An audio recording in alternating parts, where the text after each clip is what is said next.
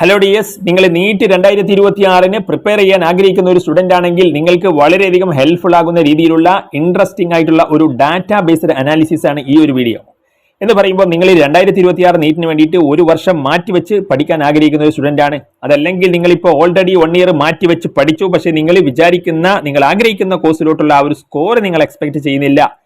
So അതുകൊണ്ട് തന്നെ വീണ്ടും 1 ഇയർ കൂടി മാറ്റിവെച്ച് പഠിക്കണോ എന്നൊക്കെ കൺഫ്യൂസ്ഡ് ആയിട്ട് നിൽക്കുന്ന ഒരു സ്റ്റുഡന്റ് ആണെങ്കിൽ, അതല്ല നിങ്ങൾ ഭാവിയിൽ നീറ്റ് എഴുതാൻ പോകുന്ന +1 +2 ഒക്കെ പഠിക്കുന്ന സ്റ്റുഡന്റ് ആണെങ്കിൽ നിങ്ങൾക്ക് യൂസ്ഫുൾ ആകുന്ന രീതിയിലുള്ള കുറച്ച് ഡാറ്റകൾ വെച്ചിട്ടുള്ള ഇൻട്രസ്റ്റിംഗ് ആയിട്ടുള്ള ഒരു അനാലിസിസ് ആണ്.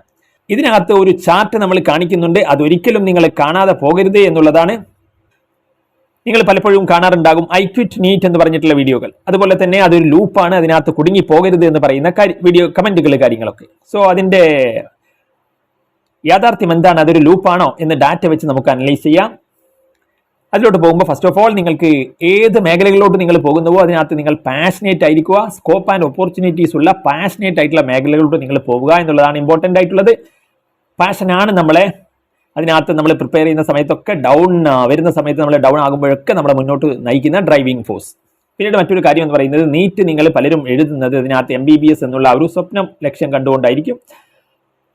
അതോടൊപ്പം തന്നെ മറ്റു ചിലർ ഇതിനകത്ത് മറ്റു കോഴ്സുകൾ, ഡെന്റൽ, വെറ്റിനറി അല്ലെങ്കിൽ മറ്റ് മെഡിക്കൽ കോഴ്സുകൾ അല്ലെങ്കിൽ അഗ്രികൾച്ചർ റിലേറ്റഡ് ആയിട്ടുള്ള കോഴ്സുകളൊക്കെ ആഗ്രഹിച്ച് അതിനകത്ത് ഓപ്റ്റ് ചെയ്യാൻ ആഗ്രഹിക്കുന്നവരുണ്ടാകാം.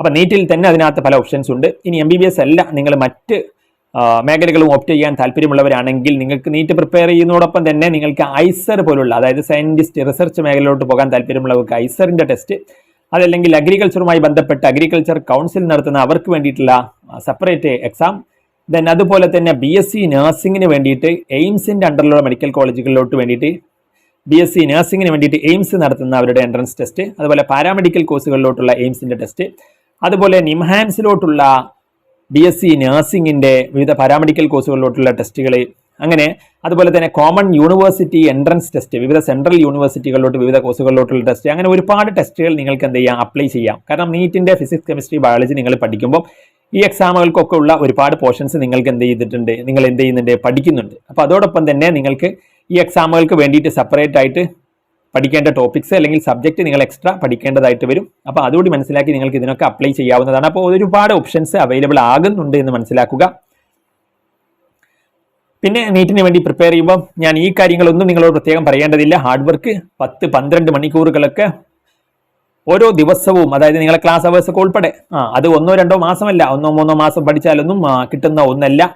ആദ്യമൊക്കെ 1-2 മാസം സീരിയസ് ആയിട്ട് പഠിച്ചിട്ട് അവസാനമാകുമ്പോൾ പിന്നെ ഇനി പഠിച്ചാൽ കിട്ടുമോ എന്ന് പറഞ്ഞിട്ട് സ്റ്റുഡൻസ് വീഡിയോകളുടെ താഴെ കമന്റ് ചെയ്യാറുണ്ട്. അപ്പോൾ നിങ്ങൾ മനസ്സിലാക്കുക, ആദ്യമേ പറയുകയാണ്, അങ്ങനെ ഇനി പഠിച്ചാൽ കിട്ടുമോ എന്ന ചോദ്യത്തിന് നീറ്റിൽ പ്രസക്തി ഇല്ല എന്ന് തന്നെയാണ് ഞാൻ പറയുന്നത്.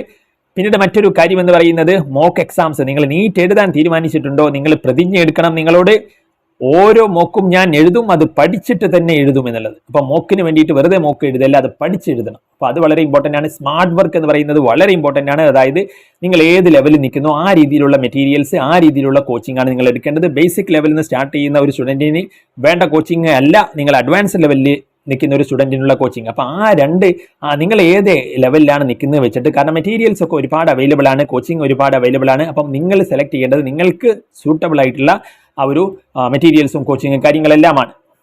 പിന്നെ കൺസിസ്റ്റന്റ് ആയിട്ട് എഫേർട്ട് ഇടണം നമ്മൾ പറഞ്ഞു കഴിഞ്ഞു. സോ സ്മാർട്ട് വർക്ക് ആണ് ഇതിനകത്ത് ഏറ്റവും ഇമ്പോർട്ടൻറ്റ്.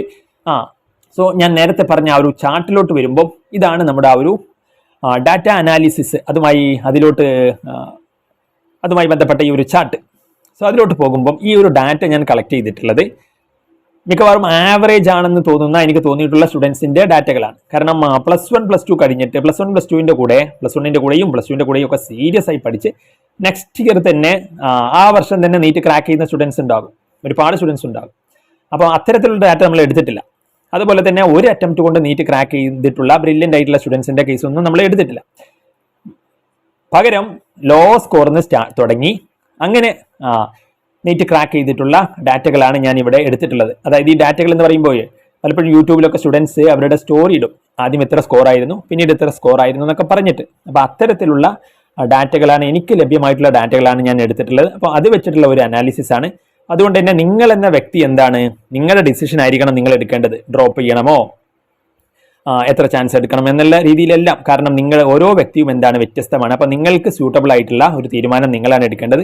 എനിക്ക് ലഭ്യമായിട്ടുള്ള ഡാറ്റ വെച്ചിട്ട് എനിക്ക് കുറച്ച് ഇൻഫർമേഷൻസ് ആണ് നിങ്ങൾക്ക് ഞാൻ പ്രൊവൈഡ് ചെയ്യുന്നത്. അപ്പം ഈ ഡാറ്റകൾ അനലൈസ് ചെയ്യുമ്പോൾ നമുക്ക് മനസ്സിലാകുന്ന ഒരു കാര്യം, പലരും ചോദിക്കും നീറ്റ് ആവറേജ് സ്റ്റുഡൻറ്റിന് ക്രാക്ക് ചെയ്യാൻ എത്ര ടൈം എടുക്കും എന്നുള്ളത്. അപ്പോൾ ഇതൊരു ജനറൽ ട്രെൻഡാണ്. ഇതിനകത്തെ മറ്റ് ഡാറ്റകളൊക്കെ ഉണ്ടാകാം. ആ ഡാറ്റകളൊക്കെ നിങ്ങൾക്ക് അവൈലബിൾ ആയിട്ടുള്ള ഡാറ്റയും വീഡിയോയുടെ താഴെ കമൻ്റ് ആയിട്ട് ചെയ്യാം. അപ്പം നോക്കൂ, നിങ്ങൾ 257 500 അപ്പം ലോ സ്കോറിൽ നിന്ന് തുടങ്ങി 500 പിന്നീട് ഇവിടെ 381 580 315 507 194 519 പിന്നീട് താഴെ 239 501 ഇവിടെ 178 521. അപ്പൊ ഡാറ്റ കാണുമ്പോൾ തന്നെ നിങ്ങൾക്ക് മനസ്സിലാവും ഇതൊക്കെ ലോ സ്കോറിന്ന് ഹൈ സ്കോറിലോട്ട് ഒറ്റ അറ്റംപ്റ്റ് കൊണ്ട് എത്തിയിട്ടുണ്ടെന്ന്. പിന്നീട് ഇവിടെ 80 483. അപ്പം ആ രീതിയിൽ അപ്പം ഇതൊന്നും നിങ്ങൾക്ക് മനസ്സിലാക്കാൻ സാധിക്കും. 500 പലപ്പോഴും ലോ സ്കോറിൽ നിന്ന് ഒരു അറ്റംപ്റ്റിൽ തന്നെ എത്തിയിട്ടുണ്ട് എന്നുള്ളത്. അതുകൊണ്ട് തന്നെ ഞാൻ പറയുന്നു, നീറ്റിൽ ഇപ്പം 500 എന്ന് പറയുന്നത് ഇപ്പം കഴിഞ്ഞ വർഷത്തെയൊക്കെ ആ ഒരു സ്കോർ വെച്ചിട്ടാണ്, അതിന് മുന്നത്തെ വർഷങ്ങളൊക്കെ റേഞ്ച് വെച്ചിട്ടാണ് നമ്മൾ പറയുന്നത്. അപ്പം അതുകൊണ്ട് തന്നെ 500 എന്ന് പറയുമ്പോഴേ അതിനകത്ത് ഗവൺമെന്റ് BDS അല്ലെങ്കിൽ ഗവൺമെന്റ് വെറ്റിനറി അല്ലെങ്കിൽ സെൽഫ് ഫിനാൻസിങ് MBBS ഒക്കെ കിട്ടാവുന്ന ഒരു സ്കോറിലോട്ട് എത്തുക എന്നുള്ളത് നീറ്റിൽ അത്ര ബുദ്ധിമുട്ടുള്ള ഒരു കാര്യമല്ല. ഗവൺമെന്റ് MBBSലോട്ട് പോകുമ്പോഴാണ് കാര്യങ്ങൾ എന്താവുന്നത്, കടുപ്പമാകുന്നത്.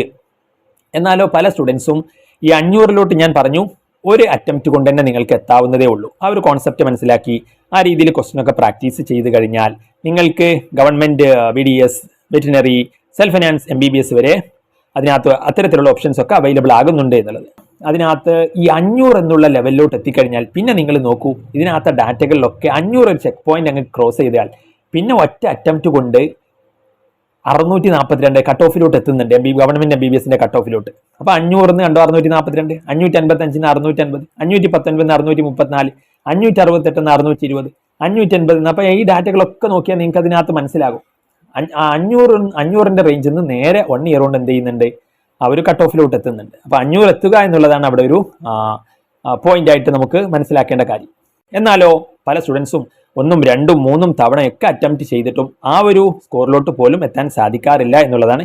സോ അതുകൊണ്ട് തന്നെ അത്തരത്തിലുള്ള സ്റ്റുഡൻസിന് വേണ്ടിയിട്ട് നിങ്ങൾക്ക് ആ ഒരു ബേസിക് സപ്പോർട്ട്, അതുപോലെ ആ ഒരു മോഡറേറ്റ് ലെവലിലൊക്കെ നിങ്ങൾ പഠിച്ച് കോൺസെപ്റ്റ് ഒക്കെ മനസ്സിലാക്കി ക്വസ്റ്റ്യൻ ചെയ്ത് ആ ലെവലിലോട്ട് എത്താൻ വേണ്ടിയിട്ടുള്ള സപ്പോർട്ട് നമ്മൾ പ്രൊവൈഡ് ചെയ്യുന്നുണ്ട്. അപ്പം വളരെ കുറച്ച് സ്റ്റുഡൻസിനായിരിക്കും അത്തരത്തിലുള്ള ഒരു ഫെസിലിറ്റി അവൈലബിൾ ആവുക. അതുമായി ബന്ധപ്പെട്ട് കൂടുതൽ അറിയാൻ വേണ്ടിയിട്ട് അത് ഓൺലൈനിലാണ്. ഇപ്പം നിങ്ങളിപ്പം മറ്റു കോച്ചിങ് കാര്യങ്ങളൊക്കെ എടുക്കുന്ന ആളുകളാണെങ്കിലും നിങ്ങൾക്കൊരു 1-to-1 ഇൻഡിവിജ്വൽ ആയിട്ട് കെയറും അറ്റൻഷനും ഒക്കെ കിട്ടുന്ന രീതിയിലുള്ള ഒരു സപ്പോർട്ട് നിങ്ങൾക്ക് നൽകുന്നതിന് വേണ്ടിയിട്ട് നമ്മൾ ഒരു സപ്പോർട്ട് പാക്കേജ് നിങ്ങൾക്ക് വേണ്ടിയിട്ട് അവൈലബിൾ ആക്കുന്നുണ്ട്. അപ്പോൾ അതുമായി ബന്ധപ്പെട്ട കാര്യങ്ങളൊക്കെ അറിയുന്നതിന് വേണ്ടിയിട്ട് നമ്മുടെ കമ്മ്യൂണിറ്റി ഉണ്ട് നീറ്റുമായി ബന്ധപ്പെട്ട, അതിൻ്റെ ലിങ്ക് ഞാൻ അതിനകത്ത് കമൻറ്റ് ബോക്സിൽ പിൻ ചെയ്യാം. അപ്പോൾ അതിൽ നിങ്ങൾ കയറിയിട്ട് ഡയറക്റ്റ് ഞാനുമായി നിങ്ങൾക്ക് കോൺടാക്റ്റ് ചെയ്യാം.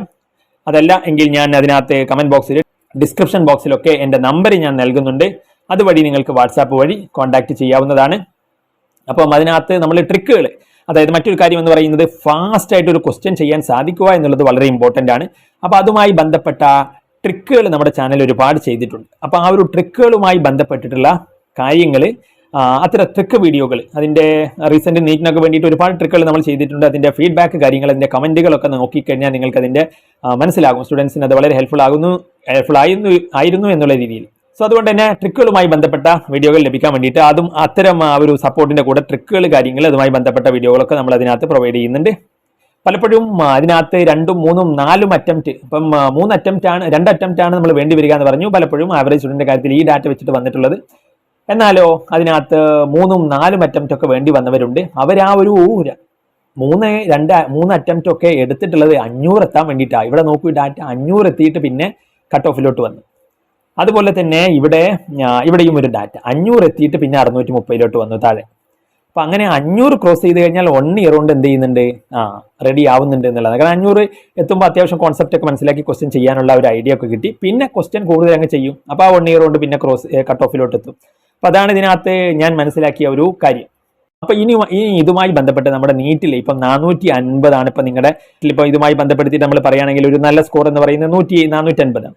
കാരണം ഇവിടെ നോക്കൂ, നിങ്ങൾ അപ്പർ ലെവലിലെ ഇത് 500 കഴിഞ്ഞിട്ടുള്ള ആ ഒരു റേഞ്ചിലെ ഓരോ വർഷവും പലപ്പോഴും അതിനകത്ത് 100-150 റേഞ്ചിലാണ് സ്കോർ എന്ത് ചെയ്യുന്നത്, കൂടുന്നത്. ഇപ്പൊ 541 കണ്ടോ 640 ആയി. അപ്പം 100-150 റേഞ്ചിലാണ്. പക്ഷേ ഇവിടെ ഒരു കേസ് 440 നിന്ന് ഡയറക്റ്റ് 640 ആയിട്ടുണ്ട്. ഒറ്റയടിക്ക് ഒരു വർഷം 200ഓളം കൂടിയിട്ടുണ്ട്. അപ്പം അങ്ങനെയൊക്കെ കൂടാം. അപ്പം നിങ്ങൾ 450 ഇപ്പം വരുന്ന നീറ്റിൽ അത്യാവശ്യം നല്ല സ്കോർ ആണല്ലോ, അത് 400-450 റേഞ്ചിൽ വരുമ്പോൾ. അപ്പോൾ അതാണെങ്കിൽ നിങ്ങൾക്ക് 1 ഇയർ കൊണ്ട് 200 കൂടിയാൽ 650 എത്താം, അല്ലെങ്കിൽ 150 കൂടിയാൽ 600+ എത്താം. അപ്പോൾ കട്ട് ഓഫ് അനുകൂലമായി ഭാഗ്യമൊക്കെ നിങ്ങളുടെ കൂടെ ഉണ്ടെങ്കിൽ നിങ്ങൾക്ക് എന്ത് ചെയ്യാം, ഇപ്പം 450 ആണെങ്കിൽ നിങ്ങൾക്ക് നെക്സ്റ്റ് ഇയർ നീറ്റ് അതിനകത്ത് ക്രാക്ക് ചെയ്യാനുള്ള സാധ്യതകൾ നിലനിൽക്കുന്നു എന്നുള്ളതാണ്. ഇനിയിപ്പോൾ നിങ്ങളുടെ സ്കോർ ലോ ആണെങ്കിൽ നിങ്ങൾക്ക് ആ ഒരു 500 അതിനകത്ത് എത്തിയിട്ട് അതിനകത്ത് ചിലപ്പോൾ ഒരു അറ്റംപ്റ്റ് കൂടി വേണ്ടി വന്നേക്കാം. എന്തായാലും ചിലപ്പം അങ്ങനെ ആകണമെന്നില്ല. നിങ്ങൾക്ക് ഡയറക്റ്റ് നിങ്ങളുടെ ഒറ്റ അറ്റംപ്റ്റ് കൊണ്ട് നിങ്ങൾക്ക് എന്ത് ചെയ്യാം, അതിനകത്ത് നേരെ കട്ട് ഓഫിലോട്ട് എത്താം. MBBSന്റെ ഗവൺമെന്റ് MBBSന്റെ അതേ എക്സ്ട്രീമായിട്ട് അങ്ങനെയും വേണമെങ്കിൽ സംഭവിക്കാം. അപ്പോൾ എനിവേ ഞാനൊരു ജനറൽ ട്രെൻഡാണ് പറഞ്ഞത്. അപ്പോൾ നിങ്ങളുടെ സ്കോർ എവിടെ നിൽക്കുന്നു അതനുസരിച്ച് നിങ്ങൾക്ക് ഇനി എന്താണ് ഓപ്ഷൻസ് അവൈലബിൾ ആയിട്ടുള്ളത് എന്നൊക്കെ നിങ്ങൾ നോക്കുക. പൊതുവേ ഞാൻ പറഞ്ഞ ഈ ഒരു അറ്റംപ്റ്റ് കാര്യങ്ങളെക്കുറിച്ചൊക്കെ ഞാൻ പറഞ്ഞു. അതിനകത്ത് 2 അറ്റംപ്റ്റ് കൊണ്ടാണ് ജനറലി ഇതിനകത്ത് ക്രാക്ക് ചെയ്യാൻ സാധിച്ചിട്ടുള്ളത്. ചിലപ്പോൾ 500 എത്താൻ ഒരു 3 അറ്റംപ്റ്റ് വേണ്ടി വന്നിട്ടുണ്ടെങ്കിൽ അങ്ങനെ 2 അറ്റംപ്റ്റ് വേണ്ടി വന്നിട്ട് പിന്നെ അങ്ങനെ ഒരു അറ്റംപ്റ്റ് കൂടി 3 അറ്റംപ്റ്റ്, പിന്നെ ചുരുക്കം കേസുകളിൽ 4 അറ്റംപ്റ്റ് ഒക്കെ വേണ്ടി വന്നിട്ടുണ്ട്. എന്തായാലും ആ ഒരു രീതിയിൽ ക്രാക്ക് ചെയ്തിട്ടുണ്ട് എന്നുള്ളതാണ്. അപ്പോൾ നിങ്ങളുടെ ലെവൽ വെച്ചിട്ട് നിങ്ങൾക്ക് ഈ ഡാറ്റ ഒക്കെ വെച്ചിട്ട് ഇനി ഡ്രോപ്പ് ചെയ്യണോ വേണ്ടയോ എന്നൊക്കെ നിങ്ങൾക്ക് എന്ത് ചെയ്യാം, തീരുമാനിക്കാം എന്നുള്ളതാണ്. അപ്പോൾ നിങ്ങളെ കാര്യങ്ങളൊക്കെ ഒന്ന് വീഡിയോയുടെ താഴെ ഇനി എന്തെങ്കിലും ഡൗട്ട് ഉണ്ടെങ്കിൽ നിങ്ങൾ അതുമായി ബന്ധപ്പെട്ട കാര്യങ്ങൾ നിങ്ങൾക്ക് ചോദിക്കാം. പിന്നെ ഫസ്റ്റ് അല്ലെങ്കിൽ സെക്കൻഡ് ഡ്രോപ്പിനെ കുറിച്ചൊക്കെ നിങ്ങൾ, അല്ലെങ്കിൽ തേർഡ് ഡ്രോപ്പിലോട്ടൊക്കെ നിങ്ങൾ പോകാൻ ആലോചിക്കുന്നതാണെങ്കിൽ നിങ്ങളുടെ ഫസ്റ്റ് ഡ്രോപ്പിലെ സ്കോർ എത്രയായിരുന്നു, സെക്കൻഡ് ഡ്രോപ്പിലോട്ട് വന്നപ്പോൾ 1 ഇയർ കൊണ്ട് നിങ്ങൾക്ക് എത്ര മാറ്റം വന്നു, അപ്പം ഇനി തേർഡ് ഡ്രോപ്പിൽ നിങ്ങൾ ആഗ്രഹിക്കുന്നുണ്ടെങ്കിൽ 1 ഇയർ കൊണ്ട് എത്ര ചേഞ്ച് വരും. അപ്പോൾ ഇപ്പോൾ നിങ്ങൾ ഏത് റേഞ്ചിൽ, 500 റേഞ്ചിലാണോ അതോ ലോവർ സ്കോറിലാണോ നിൽക്കുന്നത്? അങ്ങനെയാണെങ്കിൽ നിങ്ങൾക്ക് ഇനി അടുത്ത അറ്റംപ്റ്റിൽ MBBS ഗവൺമെന്റ് MBBS കിട്ടുമോ, അതല്ലെങ്കിൽ മറ്റ് ഓപ്ഷൻസ്, ഇപ്പം 500 എന്ന് പറഞ്ഞാൽ ഡെന്റൽ അല്ലെങ്കിൽ വെറ്റിനറി അങ്ങനെയൊക്കെ ഓപ്ഷൻസ് ഉണ്ടല്ലോ, സെൽഫ് ഫിനാൻസിങ് MBBS ഒക്കെ. അപ്പം 500 എന്ന് പറഞ്ഞാൽ കട്ട് ഓഫ് അനുസരിച്ച്. അപ്പോൾ അങ്ങനെയൊക്കെ നിങ്ങൾക്ക് അവൈലബിൾ ആകുമോ എന്നൊക്കെ നോക്കിയിട്ട് നിങ്ങൾക്ക് അതിനകത്ത് ഇനി ഒരു വർഷം ചാൻസ് എടുക്കണമോ എന്ന് നിങ്ങൾക്ക് തീരുമാനിക്കാം. അപ്പോൾ അതാണ് അതുമായി ബന്ധപ്പെട്ട കാര്യങ്ങൾ. നിങ്ങൾ സെക്കൻഡ് തേർഡ് ഡ്രോപ്പ് ഒക്കെ എടുക്കുമ്പോൾ പ്രഷർ ഹാൻഡിൽ ചെയ്യാനുള്ള നല്ലൊരു കേപ്പബിലിറ്റി ഉണ്ടായിരിക്കണം. കാരണം എക്സാംസിൻ്റെ മാർക്ക് കുറയുമ്പോൾ ഉണ്ടാകുന്ന ഒരു പ്രഷർ, അല്ലെങ്കിൽ നീറ്റ് എക്സാമിന് പെർഫോം ചെയ്യേണ്ട ഒരു പ്രഷർ, അപ്പോൾ അതൊക്കെ ഹാൻഡിൽ ചെയ്ത് നിങ്ങൾക്ക് അടിപൊളിയായിട്ട് മുന്നോട്ട് പോകാൻ സാധിച്ചാൽ നിങ്ങൾക്ക് നല്ലൊരു ഭാവി മുന്നോട്ടേക്ക് ഉണ്ടാകുമെന്നുള്ളതാണ്. അപ്പോൾ ഇതാണ് ഇതിനകത്ത് ലൂപ്പ് എന്ന് പറയുന്നതിനപ്പുറം എഫേർട്ട് ആൻഡ് ഹാർഡ് വർക്ക് ഇട്ടിട്ട് നമ്മൾ കണ്ടിന്യൂ ചെയ്യാനുള്ള ഒരു കാര്യങ്ങളാണ്. അപ്പം ലൂപ്പ് ആണോ എന്ന് ചോദിച്ചു കഴിഞ്ഞാൽ നിങ്ങൾക്ക് ഇതിനകത്ത് കോൺഫിഡൻസ് തോന്നുന്നില്ല, നിങ്ങൾക്ക് പറ്റുമെന്ന് തോന്നുന്നില്ലെങ്കിൽ അതിനകത്ത് നിങ്ങൾക്ക് നല്ല ഡിസിഷൻ എന്താണോ അത് എടുക്കുക. അല്ലാണ്ട് ലൂപ്പ് എന്ന് പറഞ്ഞ് അതിനെ അതാക്കുന്നതിന് പകരം, കാരണം പലപ്പോഴും ഇതിനകത്ത് സ്റ്റുഡൻസ് ആവറേജ് ലെവലിൽ നിന്ന് സ്റ്റാർട്ട് ചെയ്തിട്ട് എഫേർട്ട് ഇട്ട് ക്രാക്ക് ചെയ്തിട്ടുണ്ട്. അപ്പം അങ്ങനെ പറ്റുമെന്നുള്ളവർക്ക് ആ രീതിയിലും തുടരാം. അല്ല എനിക്ക് ഇനി മറ്റു മേഖലകളാണ് എനിക്ക് നല്ലതെന്ന് തോന്നുന്നവർക്ക് ആ രീതിയിലും പോകാം. അല്ലാണ്ട് അതിനെ ലൂപ്പ് അങ്ങനെയൊന്നും കാണേണ്ടതില്ല എന്നുള്ളതാണ്. അപ്പം വീഡിയോ നിങ്ങൾക്ക് യൂസ്ഫുൾ ആയിട്ടുണ്ടെങ്കിൽ ലൈക്ക്, കമൻറ്റ്, സബ്സ്ക്രിപ്ഷൻ മാക്സിമം നിങ്ങളുടെ ഫ്രണ്ട്സുകളോട്ടൊക്കെ ഷെയർ ചെയ്യുക. That's all. Thanks for watching.